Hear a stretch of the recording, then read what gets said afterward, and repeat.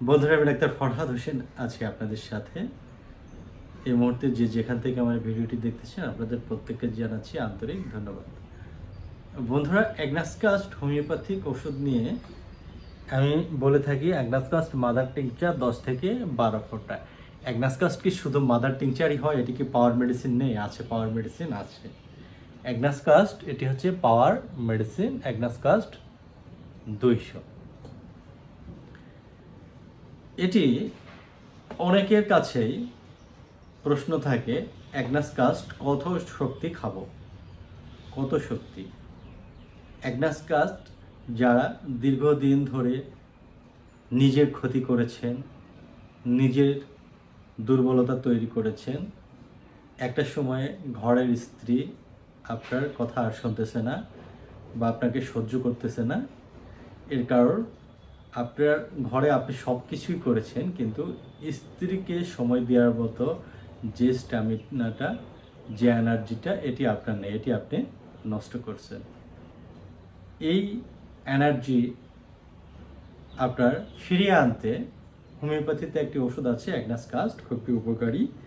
Agnus castus mother tincture 10 থেকে 12 ফোঁটা 3 বেলা খাবারের পরে সামান্য পানি সহ আপনারা খেতে পারেন।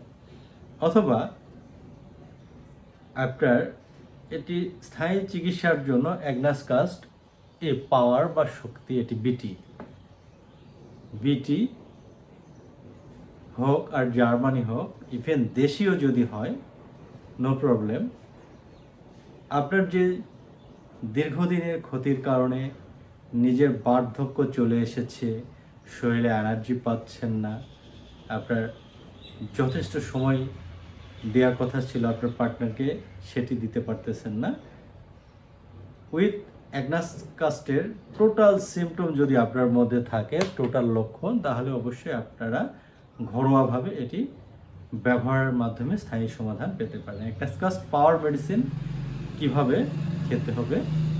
গ্লোবিল বা পিলে মিশিয়ে 4টি করে পিল 3 বেলা খাবারের আগে খেতে হবে। 1 থেকে 1.5 মাস খান, ইনশাল্লাহ ঠিক হয়ে যাবে। আর মাদার টিংচারও নিয়ম বলেছি, মিনিমাম 1 থেকে 1.5 মাস খান, ঘরোয়াভাবে আপনার সমস্যাগুলো ঠিক হবে। মনে রাখবেন, সবচেয়ে বড় সম্পদ হচ্ছে স্বাস্থ্য, শারীরিক ফিটনেস। আপনার স্বাস্থ্য, শারীরিক ফিটনেস যদি ঠিক থাকে, আপনার সব কিছু নিয়ন্ত্রণে। এই জন্য একটি উদাহরণ আছে, আপনি নিজেকে এমনভাবে তৈরি করেন যেন মৌমাছি আপনার কাছে আসে মধু খেতে, অর্থাৎ মধুর চাষ করেন। মৌমাছি ধরার জন্য আপনার দৌড়ানোর কোনো প্রয়োজন নেই, মধু চাষ করে মৌমাছি চলে আসবে। এটি আপনার লাইফেও আপনি অ্যাডজাস্ট করেন, আপনি নিজেকে ফিট করেন, আপনার স্ত্রী আপনাকে ছেড়ে কোথাও যাবে না। নিজের মধ্যে যদি ফিটনেস না থাকে, আপনার স্ত্রী অন্য কোথাও মধুর সন্ধানে চলে যেতে পারে। ভালো থাকবেন, নিরাপদে থাকবেন। আসসালামু আলাইকুম।